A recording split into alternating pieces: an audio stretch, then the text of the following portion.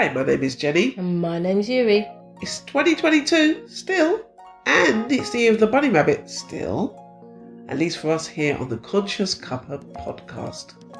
Hello, Brooker, and welcome back.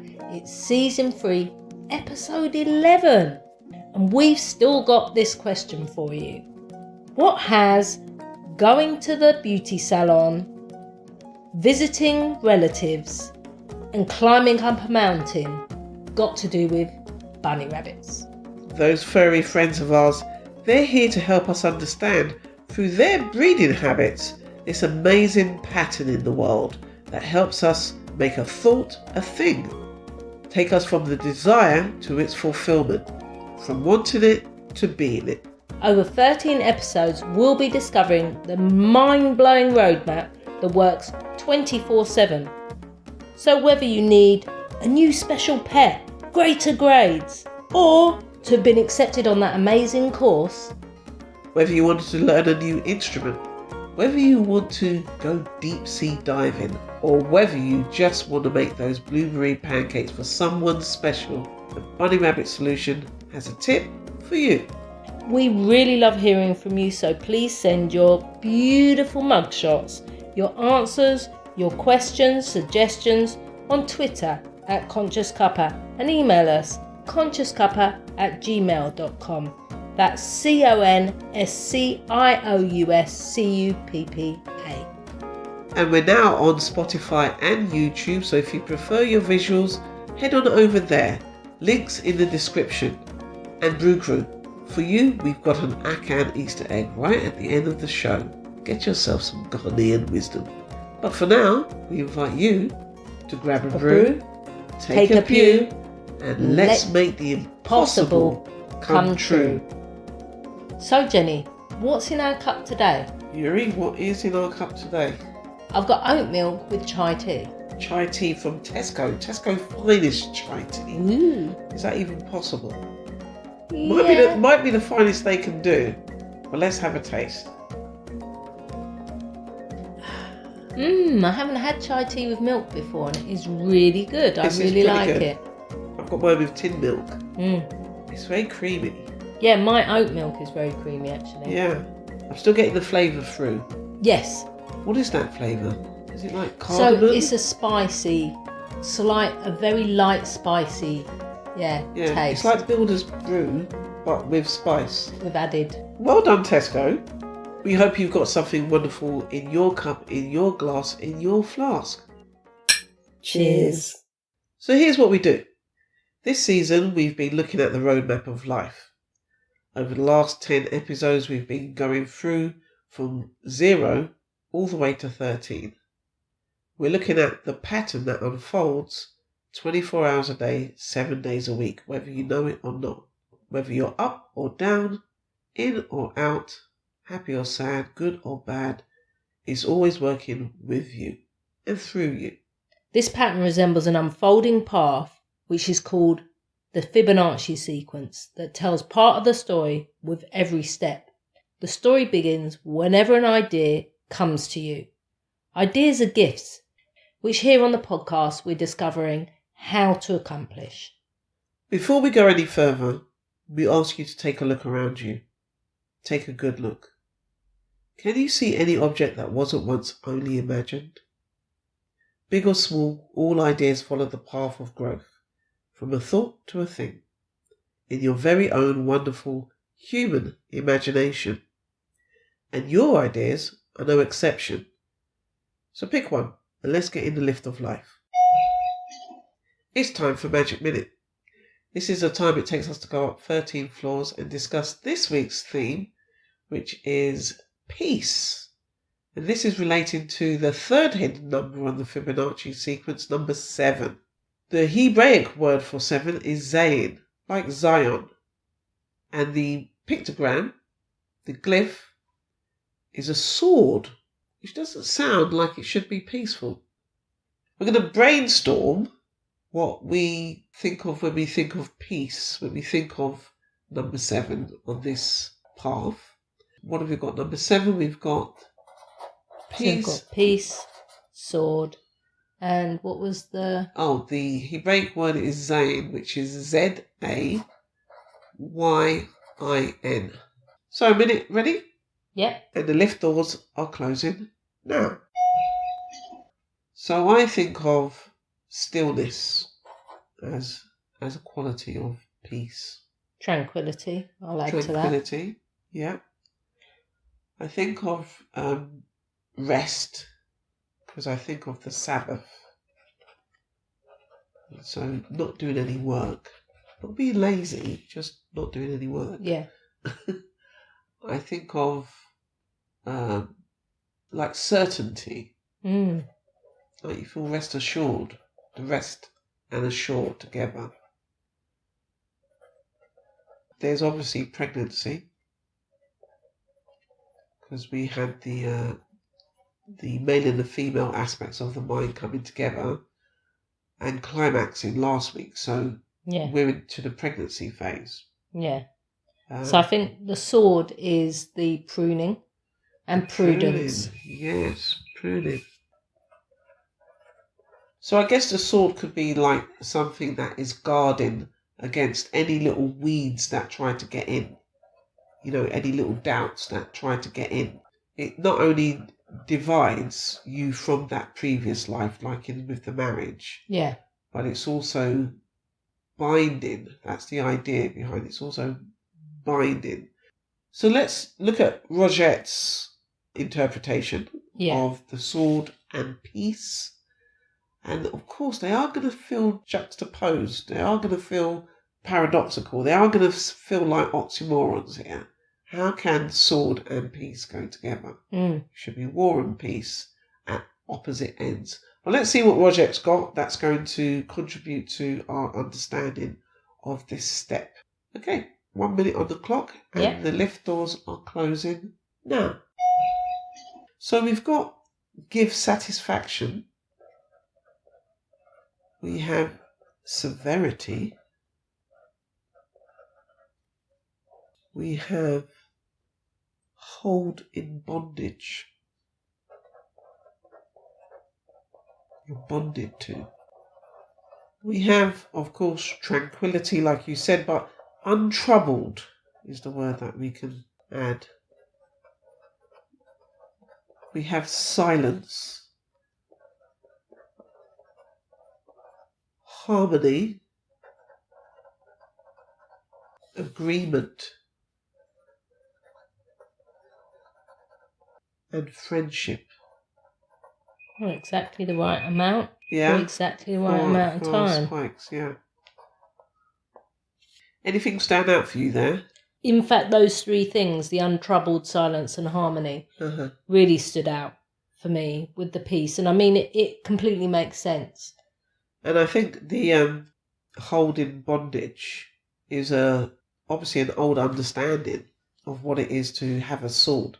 To hold at sword's point is one of the previous statements that is made in the thesaurus. Okay.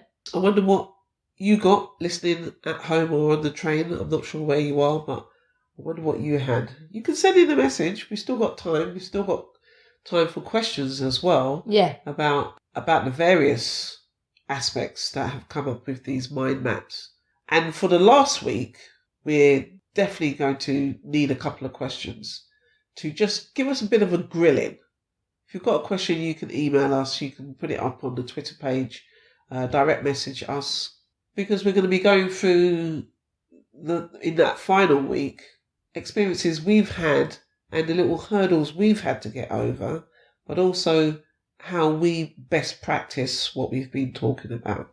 So what's next? So next is to put 10 minutes on the clock and for us to really discuss what this number 7, this piece and this sword, this Zayin means in context of our spiritual understanding. So we need a gulp of chai.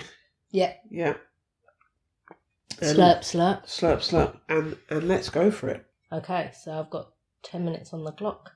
What have you got there? What have you been considering? What do you understand about the piece and how these two things fit together? The piece and the sword. Well, I think we've kind of covered it very briefly enough, that this idea that the sword is protecting against any interference. It's like a Jedi. Yeah, the peaceful warrior. This is it's supposed to be a peaceful warrior that is looking out and keeping faith, keeping the peace, so that you can get on with this pregnancy.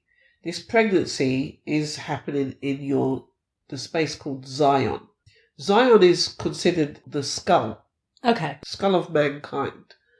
And that is literally your skull, which is why everything is always so top heavy with human beings. Thinking in your head.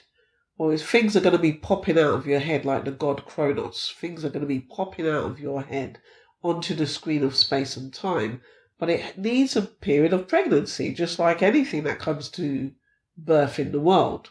And I think what I really love about the idea of this pregnancy, that it is in silence, it is in harmony, it is in agreement. So that really speaks of peace to me, this tranquility that we were talking about. Yes, you're right. And what's important here is that you're not disturbed. Yeah. Because your senses are going to keep telling you, bombarding you with information that doesn't confirm that you have what you want, doesn't confirm that you are who you wanted to be. So there's going to be things you hear and things you see that are going to rattle you unless you can stay completely in faith that what you have imagined must be projected onto the screen of space and time. Yeah. Now that's happening all the time anyway, but of course we're talking about overriding what usually happens with these powerful desires that you have. The desire that you've had to leave home in order to try and accommodate, because home is saying there's no way this can happen, there's no way this can happen, there's no way this can happen because of X, Y, and Z. Well, now we're at Z. We're at that Z. We started at A, at Aleph, and now we're at Z, the Zion. We have to stay undisturbed. We have to stay in harmony with what we've imagined. And we have to stay faithful to the husband and not go off back to the other 5 husbands who are the senses. And I think this really speaks of friendship. You're friends with this ideal that you've imagined and therefore, you can have prudence. You can guard from this doubt, these husbands. You can guard it by, like you were saying, by staying faithful. And if it's a friend, it's not an enemy. Yes. Now, if it was an enemy, then you're in conflict. Then the one is separated. They're two. Yeah. And it's still over there and it's still over then, rather than it being here and now. And you're fighting for it rather than accepting it as a gift. And that fight was happening way back at 2. So you shouldn't really be there. But like we said, these 5 husbands could keep disturbing you and trying to impregnate you. But you've got your baby coming. Your baby is coming at number 13, which we discussed in episode 3. So you can go back and listen to that. So that what's happening in episode 3 is what you're waiting for now. But it's a different kind of wait, and it requires patience. Yeah, definitely. It does require this patience, this stillness, this tranquility, where you are assured, like we were saying. Rest assured. Rest assured. Yeah. So this friendship is helping you rest assured. So you don't abort this. You don't give in to doubt. You don't get swayed. You don't go back. Because if you go back, you have to start again if you still want the thing that you've imagined. So one of the great qualities is perseverance. Yes. Patience and perseverance go together. Perseverance kind of implies that it is a bit of a struggle. And if you're not used to making these big leaps of faith, it will be a struggle at first. But the more practice you get, the easier it is for you to have the evidence from previous experiments you've made to reassure you this process works if you can stay faithful. Rest assured. Rest assured. Yeah. Now this word faith usually is associated with believing in things that aren't really there. Well, that is true here. But by the nature of our reality, the faith is literally building the thing for you. It's literally gathering together substance for you to experience what it is you've imagined. That requires sometimes going back in time. Something that you want to experience already exists. Maybe it was built 100 years ago, 10 years ago, last week. But you're somehow in tune with that thing, and it's going to come into your existence and onto your timeline through faith. And that faith is loyalty to the unseen reality. It's not loyalty to things that are going on the physical level. It's a bonding to what's going on in the space you can't see, which is why number 7 is part of the hidden part of the steps. And I love the fact that you're talking about this practice, because for me, that really does build your certainty, and that does build peace of mind. That does build. So in a sense, I think what I've been doing is building my practice and my faith by doing what feels to me like ever greater things with my imagination. Stop the podcast. It's time for a Neville Nugget. It's time for a Neville Nugget. We haven't got that many left, of course. No. So what number would you like, Eury? I would like number 16, please. Number 16. Are you free or a slave? Don't ask anyone's permission. Just put yourself in the state you desire. He's always straight to the point, Neville, isn't he? Are you free or are you a slave? Are you free or are you a slave? Well, when you listen to his lectures, you realise you're both. You always start as a slave, but you always end up free. Yeah. Start with a problem, you find a solution. Lovely. On with the podcast. On with the podcast. One of the last things that we'll talk about is what everybody knows from the Bible. How many days it take God to make the earth? 7 days. Well, 6 days and a day of rest. That's right. So everybody knows it took 6 days, which is the 6th that we learnt about last week. And this is the 7th day. This is the day of rest. This is the Sabbath that you hear about in the Jewish tradition, where you do no work. Mm-hmm. So hands off. Okay, all the work has been done. You climaxed. You're pregnant. Hands off now. Let the universe take care of putting everything and everyone in the right position to bring you the experience that you have already experienced in your imagination, but now on the physical level. 6 days of work, 7th day you rest, and then you get the jackpot. If any of you know about law of attraction, this is really in line with the law of attraction. This is the law of attraction. Yeah, so this is where you're not having to do anything about it anymore. So maybe the last thing to talk about is neutrality. Yeah. Which is one of the words we didn't get to write down, about this indifference. So it goes back to the 5 husbands, your senses, your sense of seeing and hearing in particular. Yeah. You do need some self-discipline, because you are going to see and you are going to hear things that rattle you to begin with. And you are trying to get to the point where you can forget about what the senses are telling you. But it does require some indifference at first. Like, you hear something and you just ignore it. You hear something, you see something, and you just know that this is an echo. We've talked about this on the previous episode. It's just an echo, nothing to worry about. Already got my baby. Whatever that idea is that is going to come to fruition. That's your baby. That's your child. You've already got it. You've already held it. You've already touched it in imagination. You're married to the husband that's going to provide that for you. Just ignore it. Yeah. And if you do get to an unfortunate point where you nearly do abort because you think, it's just not going to work, go back. You have already touched it. You have already been there. And that unseen reality is far more real than the physical, which seems a crazy thing to say because this is so solidly real. It's just a different type of reality. Yeah. But the one in your imagination is vast. It has everything there.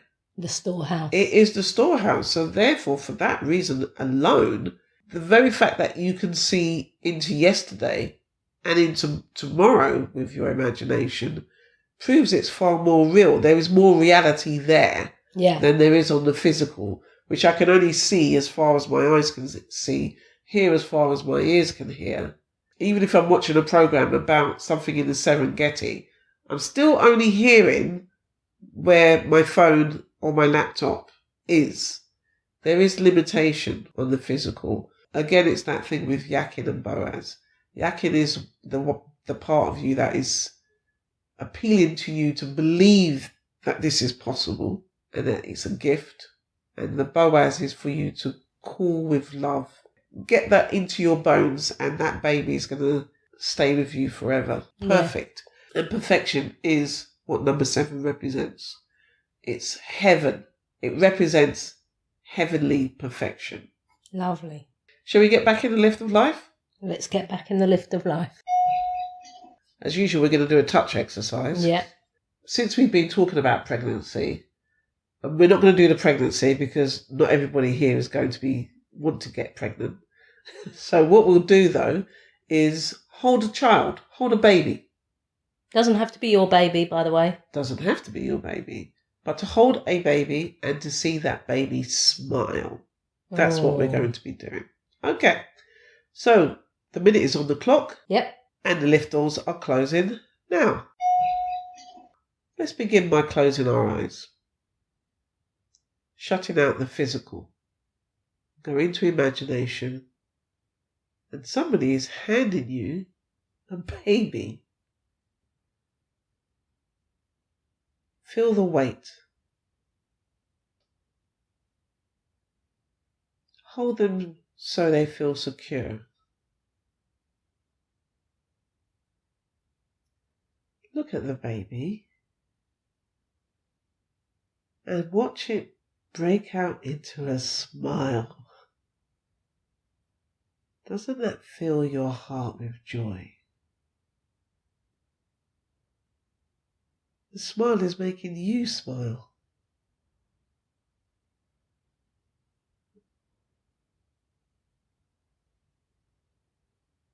And now you can give the baby back. That's so beautiful. You really can't help but smile. You really can't help but smile. I'm going to remember to bring that warmth of that feeling into everything I imagine. It's just wonderful. And on the spiritual level, the child is the idea that comes into the world. I've done this exercise recently, but I just had the image of a child smiling at me. Yeah. Us smiling at each other. And that day, 2 children gave me the most beautiful smile. It was absolutely wonderful. So I've been looking forward to doing this exercise. Lovely. Yeah. So at some point, of course, you're going to meet that baby. Yeah. That baby's coming to you with its smile. Oh. Might not even be born yet. Might not even be born yet. Wow. Oh, wow.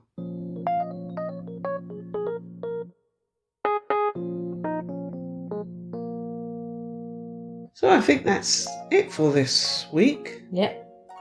That's been a very full-on, very pregnant episode. Lovely. Remember that you can find all the links for Neville Goddard, for Roger's Tumblr page, for the free book on Padlet, the Bunny Rabbit Solution book, previous episodes, of course. And what have we got coming next week? Numbers 9 to 12. And that's all about transformation. We're talking about the caterpillar becoming the butterfly. What was is gone, completely unrecognizable. And what's coming out is this beautiful, beautiful new experience.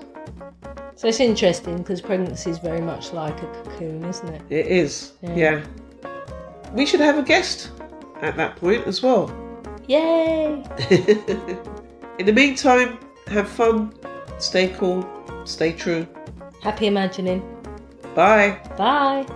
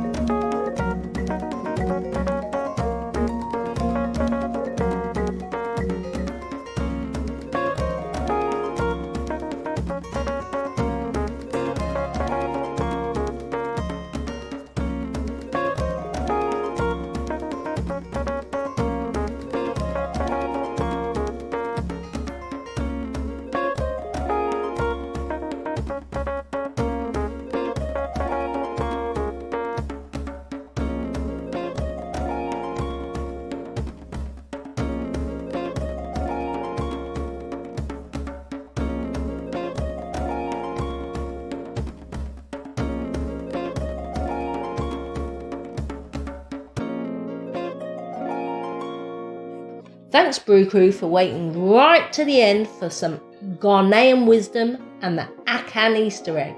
I think it's my turn again. No. Oh. No. Oh. No. Okay, no. fine. Your turn, Jenny. I do love these.